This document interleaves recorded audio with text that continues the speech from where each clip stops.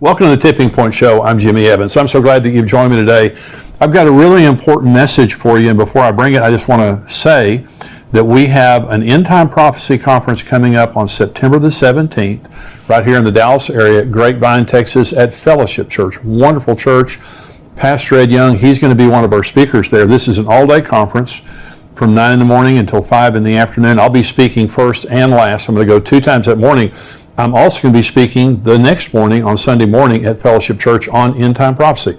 So if you stay over till Sunday morning, you can hear me 3 times, but we also have Pastor Billy Crone. He's been on the show here many times, and so great friend, tremendous end time speaker, written many books on the end times. We have Greg Laurie, who is a contributor here at endtimes.com. He's written many books on the end times, great speaker. Also, Dr. Mark Hitchcock. He also is a contributor. He filled in for me last week. He's written over 30 books on the end times. He is a wealth of knowledge. He'll be speaking at the conference. Also, Rabbi Jonathan Cahn. Now, Rabbi Jonathan Cahn, in my opinion, is the most profound prophet, end-time prophet that we have in our generation. His books and revelation are astounding. I met him many years ago. I went to New York City after he wrote the book, The Harbinger, and I interviewed him there. Dear friend of ours, but he is going to be there bringing a special message at the conference. So we have a great lineup of speakers all day long. It's $99 for the conference. It is a $49 for the live stream.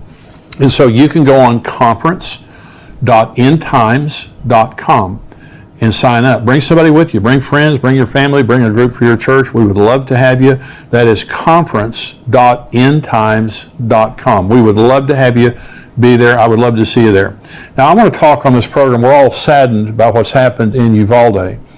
And it's just absolutely horrific to see someone as evil as that young man go into a school and just shoot. He shot his grandmother in the head shot her in the face before he went to the school. And it's just so heartbreaking to see those innocent lives taken, both the kids and also the adults. And so we live in a very, very immoral, godless time. And this is exactly the way that Jesus and the Apostle Paul told us that the world would look at the end. And so here's what the Bible says about immorality in the end times. These are the words of Jesus in Luke 17, beginning with verse 26. As it was in the days of Noah, so it will also be in the days of the Son of Man. They ate, they drank, they married wives, they were given in marriage until the day that Noah entered the ark, and the flood came and destroyed them all. Likewise also as it was in the days of Lot.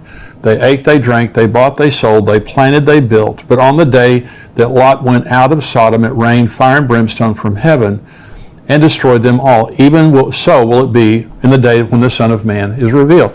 So Jesus is saying, just like the days of Noah, just like the days of Lot, it's going to be just like that when Jesus returns. Well, here are 4 parallels between the days of Noah and Lot and the days that we're living in now. And the first is a business as usual attitude of sinners.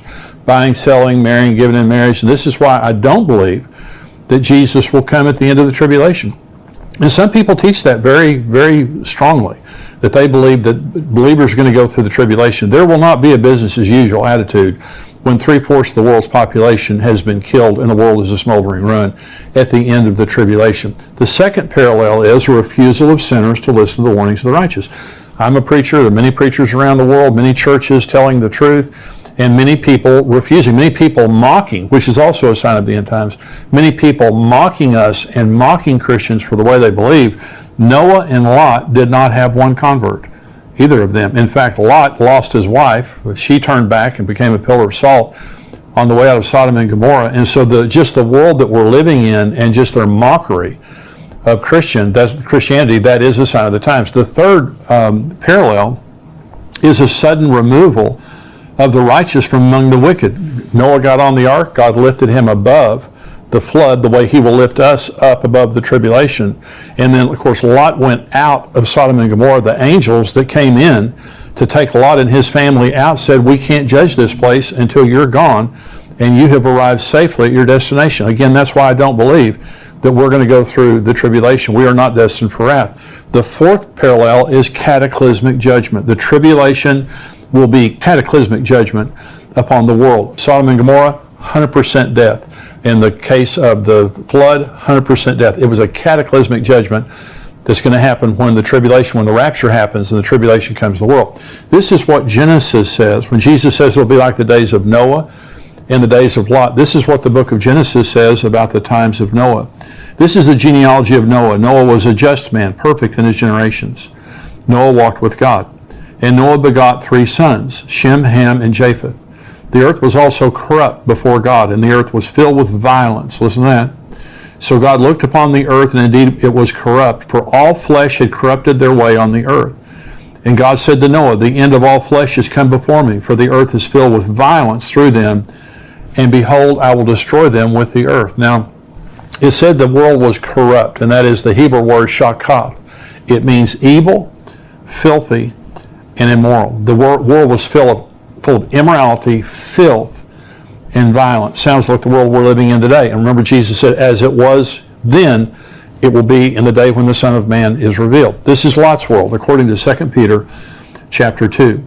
For if God did not spare the angels who sinned, but cast them down to hell and delivered them into chains of darkness, to be reserved for judgment, and did not spare the ancient world, but saved Noah, one of 8 people, a preacher of righteousness, bringing in the flood on the world of the ungodly, and turning the cities of Sodom and Gomorrah into ashes, condemned them to destruction, making them an example to those afterward who would live ungodly, and delivered righteous Lot, who was oppressed by the filthy conduct of the wicked.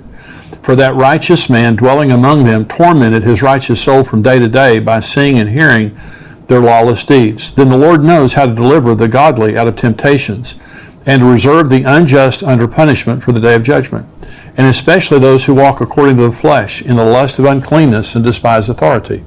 They are presumptuous and self-willed. And again, Peter uses the word here, filthy, and it is the Greek word asogeia.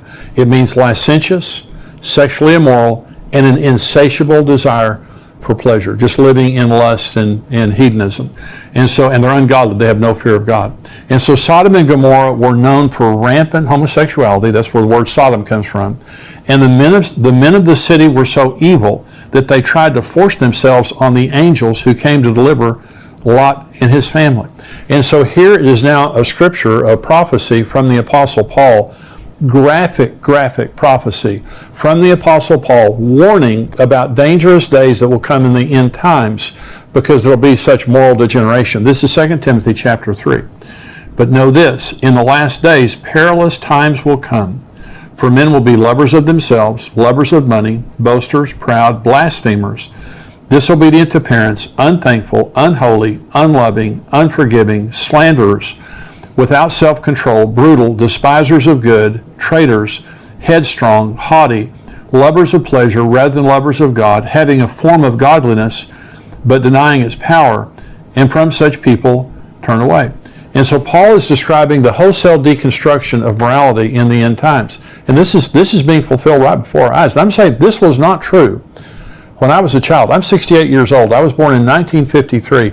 And I'm telling you, it was a different world. You just assumed everybody was a Christian. You just assumed all your teachers were Christians. I went to a school, 10 Commandments on the wall. There was a prayer that was prayed in the name of Jesus every single day I was in public school, from the time I was in first grade till the time that I graduated. And so it was just a different society. There were problems, but nothing like what we see happening today. And especially in the last 20 years, I look back on the beginning of the internet, and there was problems before that, but there has been just this rapid disintegration that has happened since the internet was invented. And a lot of this kind of behavior is promoted through social media and the internet and things like that. So this prophecy from 2 Timothy from the Apostle Paul gives 19 different specific measurements of rejection of biblical morality. 19.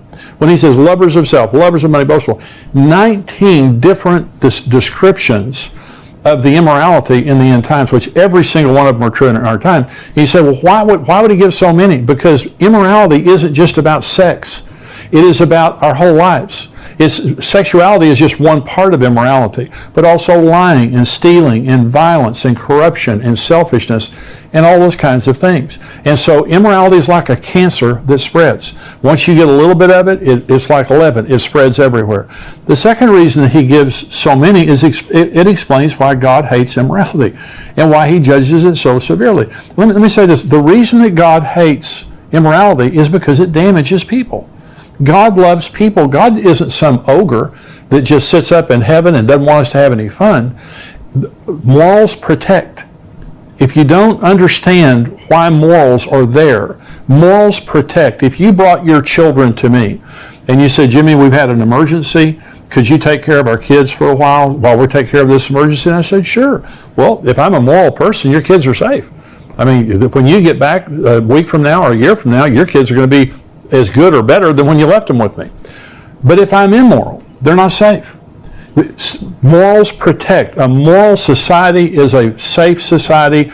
And when we rejected the Bible many years ago, when our society began to reject the Ten Commandments and prayer in school and legalized abortion, all those kinds of things, and we rejected the morality of the Bible, the Judeo-Christian ethic, immorality, that made our nation great, look what happened. There has never been a great immoral society. Rome, Greece, Egypt, Babylon, you go back in world history, they began as moral societies that become great, and they fall from within because they no longer have the protection of morals. And our founding fathers warned us that the Constitution of the United States was designed for a moral and godly people, and it was wholly inadequate for the government of any other. And that's why we see right now, when people are unrestrained in their hearts, you can't restrain them any other way. And we're seeing now, inner city Chicago, the Los Angeles, San Francisco, many places in America, they just can't handle the crime and the immorality because it's people's hearts. And they can't hire enough police officers to do that. Another reason that Paul lists so many is it very specifically describes the world of the end times and why it will be such a dangerous place. Paul says, beware, in the end times, it will be a dangerous place to live. And he goes into all the descriptions there. Every generation has had immorality. Jesus' generation had immoralty. Noah and Lot, they had immorality. Not the way we have immorality today. It is worldwide. Children, if they have a cell phone, they can get it. They can use Bible apps to get into immorality. It is everywhere. It has covered the earth, and it has gone to a level, again, that you have young men walking into schools and shooting little children, like Sandy Hook and like in Uvalde this week. Another reason that the Apostle Paul used 19 different descriptions is it describes the perverted value system of the end times. All societies have values, and so it's their culture. And so in America today, our culture has degenerated, and we are now celebrating things that 30 years ago we forbid. And what's happening right now with little children going to school and being convinced now that they're of a different gender. And I'm going to read an article here in just a little bit that talks about preschoolers and how preschoolers are now being indoctrinated into the woke culture. And so when you take everything that the Apostle Paul said, and all 19 of those things, they fall into 4 categories. And so here are the 4 categories of the end times moral degeneration. One is exaltation of self and narcissism. They will be lovers of themselves. I was watching football as a boy, and it was the Dallas Cowboys. I've been a lifelong Dallas Cowboys fan. I was watching football, and football players did not strut or celebrate after they made a play. They wouldn't let you do that.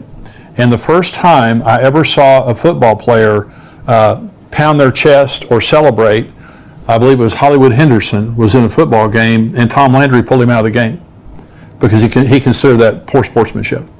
And so, of course, today, everyone loves themselves. People, and I'm not saying there's anything wrong with celebrating if you're a football player. I'm just saying it was a different society, and people, they weren't as narcissistic. You weren't allowed to sit and take selfies of yourself all day long and send them to all your friends. It's not about yourself. And so, lovers of self, here's what Paul says, lovers of self, boasters, proud, haughty, headstrong. This is the first thing that he says. Look at our society today. And the narcissism, the exaltation of self. Here's the second thing Paul says, is the rejection of authority. He said disobedience to parents, lovers of pleasure rather than lovers of God, having a form of godliness, but denying its power. And when it's the word power there is the word dunamis, it means morality. It can mean spiritual power. It also means morality. They have a form of godliness, but they deny the morality of that godliness. And so many people today will, they say they believe in God, and they have a form of godliness, but they live very immoral lives. That's what that means. The third category would be rejection of moral standards. He says, unholy, without self-control, and despisers of good. Now, I spoke in a church service one day, and a boy band was in the audience. They're still famous. Very, very famous boy band was in the audience.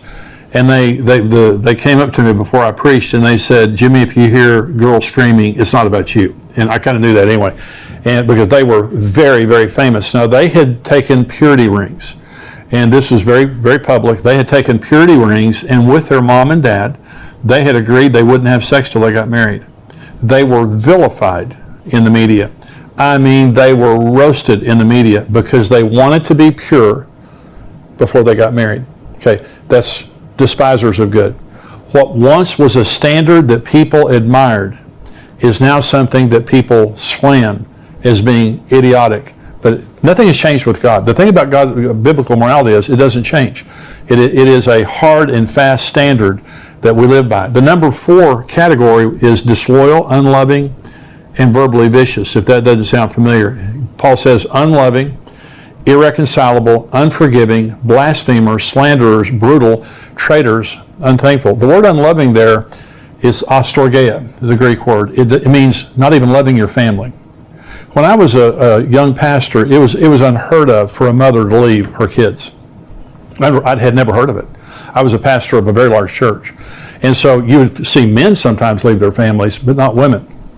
After I had pastored for 10 or 20 years, more and more parents killing their children, children killing their parents, parents preying on their children. That's what that means. It means you don't even have a normal love for your family anymore. And this is what we see today. The young man in Uvalde shot his grandmother in the face before he went and shot those kids. It's incredible. And so this is why God hates the immorality, and this is why there is such a horrific judgment that came on the world of Noah, of Lot, and is about to come on our world. Now, if you take all 4 of the categories that the Apostle Paul was talking about, describing the moral generation of the end times, and you flip it, here's what it means. Number 1 is exaltation of God over self. If you want to make this thing right and flip this thing over, rather than being narcissistic and arrogant, it means we humble ourselves before God. That's what we should be doing. That's what Christians should be doing. We shouldn't be like the world. We shouldn't be full of ourselves. And this is the whole issue of worship and focusing our lives on God. It's not about me. It wasn't about me. It's not about me. It never will be about me. It is about Jesus. When we go to heaven for all of eternity, we will worship Jesus Christ and not ourselves. The number 2 category, if you flip these things around, is submission to God's authority and to His delegated human authority. I submit my life to God. It's not about what I can do. It's about what I should do. I'm under God's authority. And it says they're rebellious to parents. They're disobedient to parents. And so if I'm a child, I should be submitted to my parents. I'm submitted to my boss at work. I'm submitted to the governing authorities. I have an attitude of submission. We now have Antifa, and we have these groups that are completely against all forms of authority. And so, this is growing in our society. Number 3 standard or category would be acceptance of absolute moral standards of the Bible, rather than being immoral and haters of good.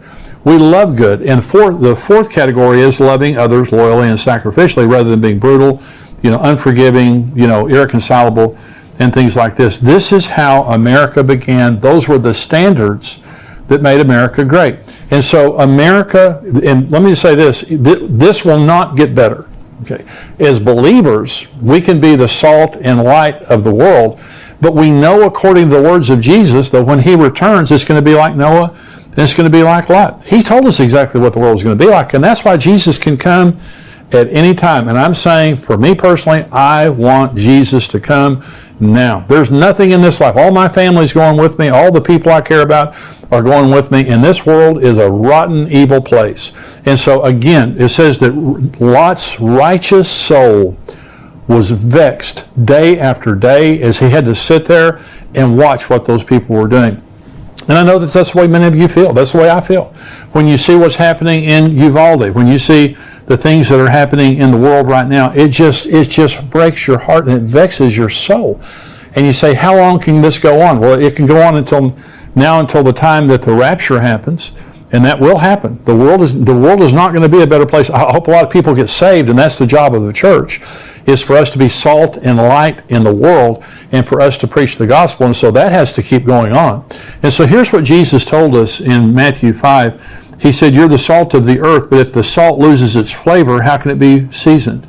It is then good for nothing but to be thrown out and trampled underfoot by men. You are the light of the world. A city that is set on a hill cannot be hidden, nor do they light a lamp and put it under a basket, but on a lampstand, and it gives light to all who are in the house. Let your light so shine before men that they may see your good works and glorify your Father in heaven. This is our job in the end times world, and that is we have to be standard bearers. We have to be people of the light. It's so important. It's so important to be together with other believers, because when you get off by yourself, you weaken, especially when you get around immoral people. 1 Corinthians 15:33 says, don't be deceived. Bad company corrupts good morals. And so if you let your kids be around bad kids, no one's perfect, but if you let them be around unbelievers, it's going to corrupt their morals. If you have friends, your closest friends are people who are unbelievers, who have ungodly lifestyles, it's going to corrupt your morals. We need to be around believers. We need to be in church like never before, and we need to be the salt and the light of the world. That is what God has called us to do. And so if you're watching on YouTube, I hope that this message has been a blessing to you. Now, we have a subscriber-only area of this podcast, and I'm about to go into it right now. Plus, we have many other articles and videos all week long that come out. If you're not a subscriber to endtimes.com, it's $7 a month. It's $77 a year. We would love to have you be a subscriber. And this is how we support the ministry, is through subscriptions. And so $7 a month, $77 a year. We try to make it very affordable. But we have Greg Laurie, we have Dr. Mark Hitchcock, myself, writing articles, creating videos to keep you encouraged and informed on what is happening in the world that we live in. And I believe that it is a bargain for $7 just to receive some encouragement. Every single week, several times a week, we come out with articles and videos. Become a subscriber, endtimes.com. God bless you.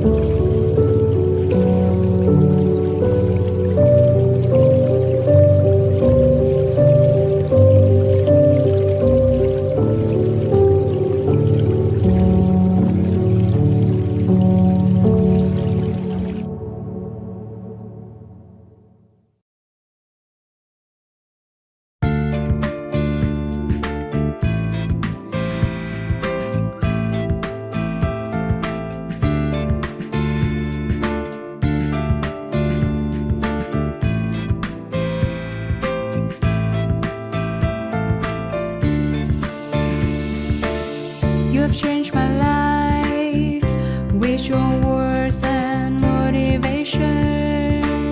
You helped me to become a better person. I feel so great about your love. Never felt that before. You have changed my life with your words and motivation. You helped me to become a better person. I feel so great about your love. Never felt that before. You are not only good by heart, but you also have a good soul. I'm lucky to find someone as wonderful as you are. I am so thankful to you for coming in my life and making it so nice.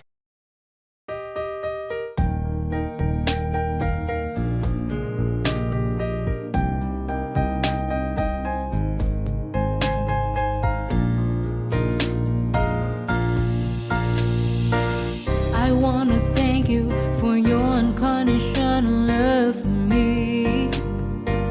You are the most beautiful thing I have ever had in my life. You are the reason, that's why I am living in this world. I wanna thank you for your unconditional love for me. You are the most beautiful thing I have ever had in my life. You are the reason, that's why I am living in this world. I admire the way you are always there for me. I admire the ways you always take care of me. I admire the way you give your all just to see a loving smile on my face. I admire the way you love me.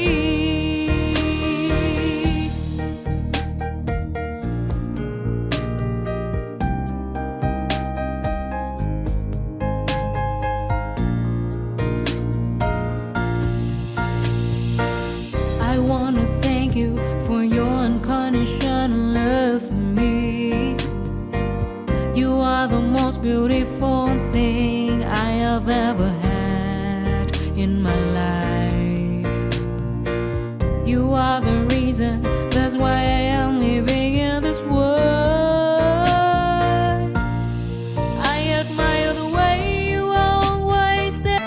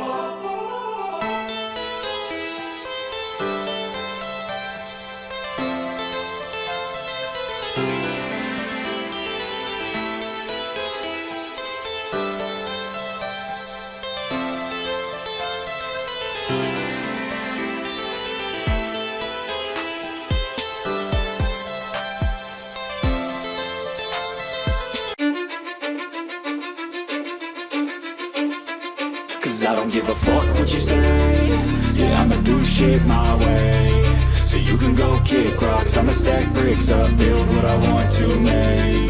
Yo, I got a lot of shit to say, so I'ma do this every day. I'll be writing things until I'm fucking buried in my grave. 6 feet deep under, but my body won't decay. Cause my messages are timeless, so they'll put them on display. Oh yeah, I rap with a certainty, I have a sense of urgency. A message for eternity, for everyone internally. I had some people burning me, but now they fucking learn to see I ain't the one to fuck with, now they looking nervously. And I don't really care what you think of me respectfully. You can kick rocks if you think you're fucking better, see. I will outwork you, turn you to an enemy. Hurt you so bad that you're gonna need some therapy. I got the motherfucking recipe. I've been cooking up hits, I'ma leave a legacy. You'll be looking small when you're standing right next to me. I'm 5'10", bitch, but I'm 10 feet Cause I next don't to give me. a fuck what you say.